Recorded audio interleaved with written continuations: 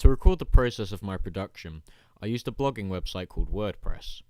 Here I was able to document all of my research, planning, production, and post-production. This proved an invaluable tool to me throughout the course.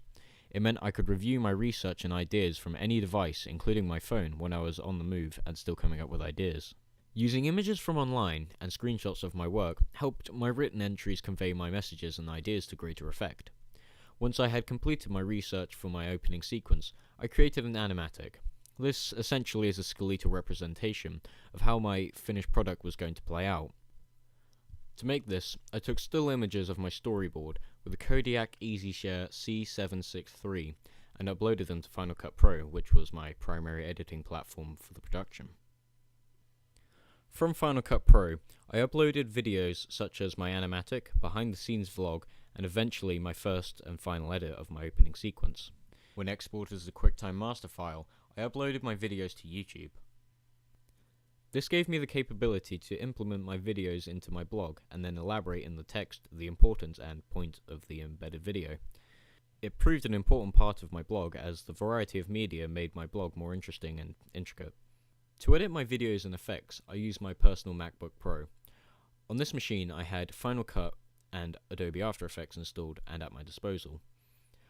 After Effects allowed me to create my main title and animate it, whereas I cut and edited my footage together on Final Cut Pro.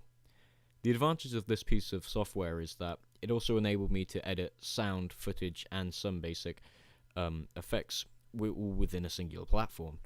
This ability was crucially helpful when cutting together match-on-action shots, in which multiple shots combined with sound can be edited together to achieve a singular fluid motion through several visual angles.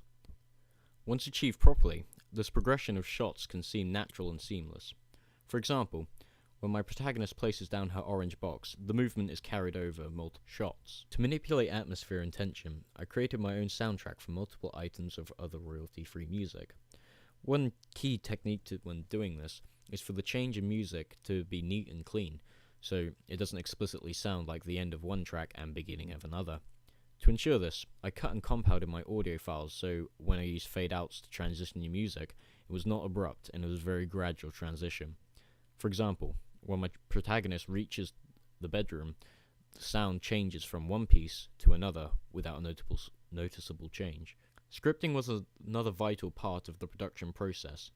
I used an online program called Script Buddy to create my script. This software was far easier to use than something like Microsoft Word or Pages, as it's specifically for writing scripts. The result being a professional-looking script which would actually help me and my actors a lot when the days of filming came around. To film my opening sequence, I used a Canon FS100 camcorder. Along with the tripod, I was able to achieve a range of angles for my footage with these pieces of equipment to gain a variety of shots that would eventually become my opening sequence.